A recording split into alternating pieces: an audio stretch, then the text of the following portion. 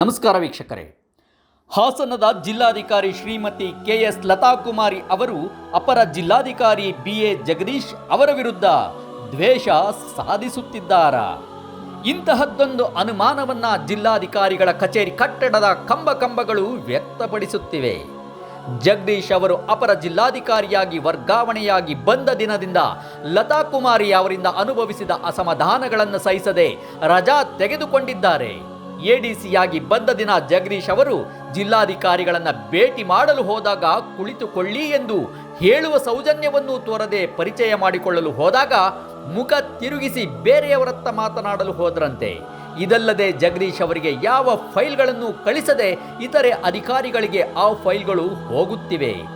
DC ಮತ್ತು ADC ನಡುವಿನ ಮುನಿಸು ಜಿಲ್ಲಾ ಉಸ್ತುವಾರಿ ಸಚಿವ ಕೃಷ್ಣ ಬೈರೇಗೌಡರು ಹಾಗೂ ಜಿಲ್ಲಾ ಉಸ್ತುವಾರಿ ಕಾರ್ಯದರ್ಶಿ ನವೀನ್ ರಾಜ್ ಸಿಂಗ್ ಅವರ ಗಮನಕ್ಕೂ ಹೋಗಿದೆ ಎಂದು ತಿಳಿದು ಬಂದಿದೆ. ಇಲ್ಲಿ ಕೆಲಸ ಮಾಡುವ ವಾತಾವರಣ ಇಲ್ಲ ಎಂದು ಜಗದೀಶ್ ಅವರು ಇಲಾಖೆಯ ಹಿರಿಯ ಅಧಿಕಾರಿಗಳ ಬಳಿ ಹೇಳಿಕೊಂಡಿದ್ದಾರೆಂದು ತಿಳಿದು ಬಂದಿದೆ. ಲತಾಕುಮಾರಿ ಅವರು ಹಾಸನಕ್ಕೆ ಬಂದ ಆರಂಭದಲ್ಲಿ ಪತ್ರಕರ್ತರೆದುರು ತಾವು ಒಂದು ವಿನಮ್ರ ಕುಟುಂಬದಿಂದ ಬಂದವರೆಂದು ಹೇಳಿಕೊಂಡಿದ್ದರು. ಆದರೆ ಅವರ ನಡವಳಿಕೆಯಲ್ಲಿ ಆ ವಿನಮ್ರತೆ ಕಾಣದಿರುವುದನ್ನು ಜಗದೀಶ್ ಮಾತ್ರವಲ್ಲದೆ ಜಿಲ್ಲೆಯ ಅನೇಕ ಅಧಿಕಾರಿಗಳು ಹಾಗೂ ನೌಕರರು ಅನುಭವಿಸ್ತಾ ಇದ್ದಾರೆ. ಬಿಎ ಜಗದೀಶ್ ಅವರು ಕೂಡ ಲತಾಕುಮಾರಿ ಅವರಂತೆ ಕೆಎಎಸ್ ಅಧಿಕಾರಿಯಾಗಿ ಆಯ್ಕೆಯಾದವರು. ಲತಾಕುಮಾರಿ ಅವರಿಗೆ ಬಡ್ತಿ ಸಿಕ್ಕಿ ಕೆಎಎಸ್ ಅಧಿಕಾರಿ ಆಗಿದ್ದಾರೆ. ಜಗದೀಶ್ ಅವರು ತಹಶೀಲ್ದಾರ್ ಉಪ ವಿಭಾಗಾಧಿಕಾರಿಯಾಗಿ, ಜಿಲ್ಲಾ ಯೋಜನಾ ಪ್ರದೇಶದ ಯೋಜನಾಧಿಕಾರಿಯಾಗಿ, ಹಾಸನ ವಿವಿಯ ರಿಜಿಸ್ಟರ್ ಆಗಿ, ಹಾಸನಾಂಬ ವೈದ್ಯಕೀಯ ವಿದ್ಯಾಸಂಸ್ಥೆಯ ಆಡಳಿತಾಧಿಕಾರಿಯಲ್ಲದೆ ಹಲವು ಹುದ್ದೆಗಳ ಅನುಭವ ಹೊಂದಿರುವವರು. ಜಿಲ್ಲಾಧಿಕಾರಿಗಳ ಮೇಲಿನ ಒತ್ತಡವನ್ನ ಕಡಿಮೆ ಮಾಡಲೆಂದೇ ಸರ್ಕಾರ ಅಪರ ಜಿಲ್ಲಾಧಿಕಾರಿ ಹುದ್ದೆಯನ್ನ ಸೃಷ್ಟಿ ಮಾಡಿದ್ದಾರೆ. ಲತಾಕುಮಾರಿ ಅವರು ಡಿಸಿಯಾಗಿ ಬಂದ ನಂತರ ಎಲ್ಲಾ ಅಧಿಕಾರಗಳನ್ನ ತಾವೇ ಕೇಂದ್ರೀಕರಿಸಿಕೊಳ್ಳುತ್ತಿರುವುದರಿಂದ ಜನರ ಸಮಸ್ಯೆಗಳಿಗೆ ಗಮನ ನೀಡಲು ಸಾಧ್ಯ ಆಗುತ್ತಿಲ್ಲ ಎಂಬುದು ಅವರ ಕಚೇರಿ ಮುಂದೆ ಗಂಟೆ ಕಾದು ಕುಳಿತ ಅಪಾರ ಸಂಖ್ಯೆಯ ಜನರನ್ನ ನೋಡಿದಾಗಲೇ ಗೊತ್ತಾಗುತ್ತದೆ. ತಾವು ನಿಗದಿಗೊಳಿಸಿದ ಸಮಯಕ್ಕೆ ಅವರ ನಿವಾಸದಿಂದ ಕಚೇರಿಗೆ ಬರಲು ಅವರಿಗೆ ಸಾಧ್ಯ ಆಗ್ತಾ ಇಲ್ಲ. ಅವರು ಬೆಳಿಗ್ಗೆ 10:30ಕ್ಕೆ ಅಧಿಕಾರಿಗಳ ಸಭೆ ಕರೆದಿದ್ರೆ 12 ಗಂಟೆಗೆ ಕಚೇರಿಗೆ ಬರ್ತಾರೆ. ಕಳೆದ ವಾರ ಹೀಗೆ ಆಯಿತು. ವಿಕಲಚೇತನರ ಸಮಸ್ಯೆ ಆಲಿಸಲೆಂದು ಅವರು ಸಂಬಂಧಪಟ್ಟ ಅಧಿಕಾರಿಗಳ ಸಭೆಯನ್ನ ಬೆಳಿಗ್ಗೆ 10:30ಕ್ಕೆ ಕರೆದಿದ್ರು.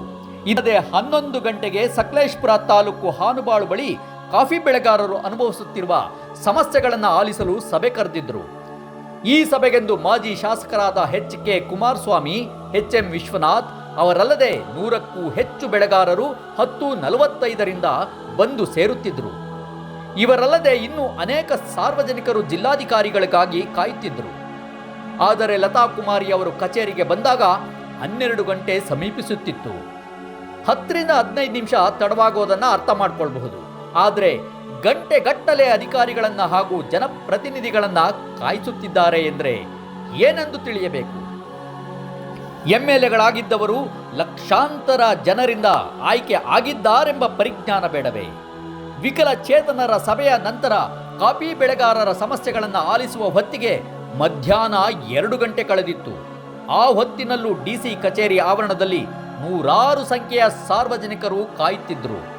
ಒಬ್ಬ ಅಧಿಕಾರಿ ತಮ್ಮ ಸಹೋದ್ಯೋಗಿಗಳಿಗೆ ಕೆಲಸಗಳನ್ನು ಹಂಚುವ ಮೂಲಕ ಒತ್ತಡಗಳನ್ನು ಕಡಿಮೆ ಮಾಡಿಕೊಳ್ಳಬೇಕು. ಇಲ್ಲದಿದ್ದರೆ ಕಲಸು ಮೇಲೋಗರ ಆಗಿ ಯಾವ ಕೆಲಸಗಳು ಆಗುವುದಿಲ್ಲ. ಜಗದೀಶ್ ಅವರ ವಿಚಾರ ಮೊದಲನೆಯದೇನೂ ಅಲ್ಲ. ಹಾಸನಾಂಬ ಉತ್ಸವ ಆದ ನಂತರ ಉತ್ಸವದ ಯಶಸ್ವಿಗೆ ದುಡಿದ ಪೌರ ಕಾರ್ಮಿಕರಿಗೆ ಒಂದು ಸಣ್ಣ ಮೆಚ್ಚುಗೆಯ ಮಾತನ್ನು ಆಡಲಿಲ್ಲ ಎಂಬ ಅಸಮಾಧಾನ ನಗರಸಭೆಯ ಅಧಿಕಾರಿಗಳು ಹಾಗೂ ನೌಕರರಲ್ಲಿ ಇತ್ತು. ಪೌರ ಕಾರ್ಮಿಕರ ಭಾವನೆಯನ್ನ ಅರ್ಥ ಮಾಡಿಕೊಳ್ಳದ ಜಿಲ್ಲಾಧಿಕಾರಿಗಳು ಆಯುಕ್ತ ಕೃಷ್ಣಮೂರ್ತಿ ಅವರನ್ನು ಬೈದು ಅವಮಾನ ಮಾಡಿ ರಜೆ ಮೇಲೆ ಕಳಿಸಿದರು. ಜಿಲ್ಲಾಧಿಕಾರಿಗಳ ಕಚೇರಿ ಎದುರು ಪ್ರತಿನಿತ್ಯ ಒಂದಿಲ್ಲೊಂದು ಸಂಘ ಸಂಸ್ಥೆಗಳ ಪ್ರತಿಭಟನೆಗಳು ನಡೆಯುತ್ತಲೇ ಇರುತ್ತವೆ.